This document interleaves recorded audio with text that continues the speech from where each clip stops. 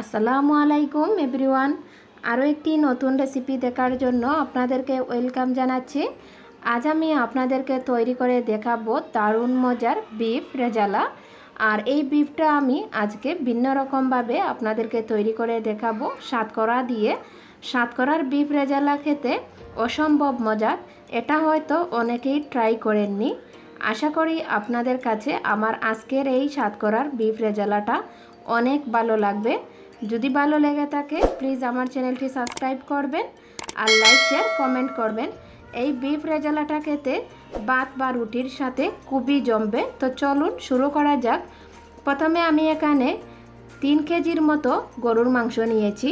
আপনারা চাইলে এখানে খাসি বা মুরগির মাংসও নিতে পারেন, তবে আমি এখানে আজ গরুর মাংস নিয়েছি। রান্না করার জন্য চুলায় একটি হাঁড়ি বসিয়ে দিয়ে দিয়েছি আমি এখানে পর্যাপ্ত পরিমাণে তেল এবং 5 টুকরা তেজপাতা, 4 টুকরা দারুচিনি এবং 5টি এলাচি দিয়ে দিয়েছি আমি এখানে আধা কেজি থেকে একটু বেশি পেঁয়াজ কুচি।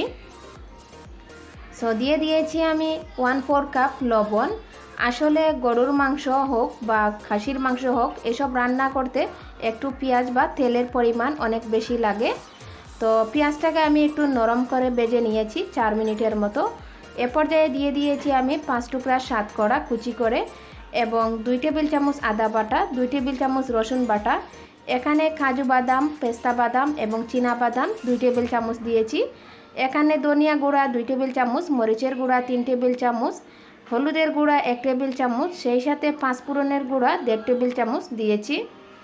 দিয়ে আমি খুব ভালোভাবে পেঁয়াজের সাথে এগুলোকে ভেজে নিয়েছি। অবশ্যই এক্ষেত্রে মশলাগুলো খুব ভালোভাবে 7-8 মিনিটের মতো ভেজে নেবেন।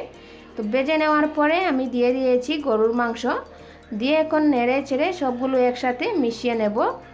এ পর্যায়ে এটাকে আমি মিশিয়ে নেওয়ার পরে ঢাকনা দিয়ে ঢেকে রেখে দেব 10 মিনিটের জন্য। তো 10 মিনিট পরে আমি ঢাকনাটা সরিয়ে নিচ্ছি। তো দেখতে পাচ্ছেন মাংস থেকে কতগুলো পানি বের হয়েছে। আমি কিন্তু এখানে এ পর্যায়ে কোনো পানি ব্যবহার করিনি। যতক্ষণ পর্যন্ত পানিটা শুকিয়ে না যাবে ততক্ষণ পর্যন্ত আমি জাল করব। তো এখন নেড়ে চেড়ে আবার দিচ্ছি যাতে নিচে লেগে না যায়। তো এখন আবার আমি ঢাকনা দিয়ে ঢেকে রেখে দেব আরও 10 মিনিটের জন্য। 10 মিনিট পরে আবার ঢাকনাটা আমি সরিয়ে নিয়েছি। এর ভেতরে আরও 2বার আমি নেড়ে চেড়ে দিয়েছিলাম। যখন পানিটা শুকিয়ে যাবে তখন আমি এখানে গরম পানি দিয়ে দিয়েছি 4 কাপের মতো। এখানে আমি ফুটন্ত গরম পানি দিয়েছি, দিয়ে আবার ঢাকনা দিয়ে ঢেকে রেখে দেব আধা ঘন্টার জন্য। আধা ঘন্টার পরে আমি ঢাকনাটা আবার সরিয়ে নিয়েছি। এর ভেতরে আমি আরও একবার অফ ক্যামেরায় নেড়ে চেড়ে দিয়েছিলাম। তো দেখতে পাচ্ছেন পানিটা অনেকক্ষণ শুকিয়ে গিয়েছে। এখন 4টা কাঁচামরিচ দিয়ে আবার দিয়ে দিয়েছি কিছুটা জিরা গুঁড়া। এখানে আর বেশি কোনো মশলা অ্যাড করা লাগবে না, যেহেতু এখানে আমি শাতকরা দিয়েছি আর শাতকরার টেস্ট এবং ফ্লেভার অনেক ভালোই আসবে। তো আবার ঢাকনা দিয়ে আরও 10 মিনিটের মতো আমি রান্না করে নিয়েছি। এ পর্যায়ে আমার মাংসটা সিদ্ধ হয়ে গিয়েছে, আমি অফ ক্যামেরায় চেক করে নিয়েছি।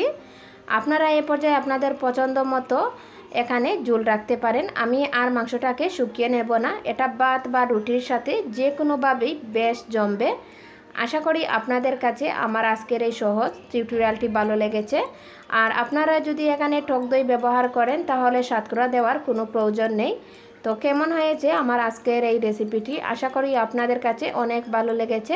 যদি ভালো লেগে থাকে প্লিজ আমাকে কমেন্ট করে জানাবেন আর একটা লাইক দিতে একদম ভুলবেন না এবং চ্যানেলটি সাবস্ক্রাইব করার অনুরোধ রইল।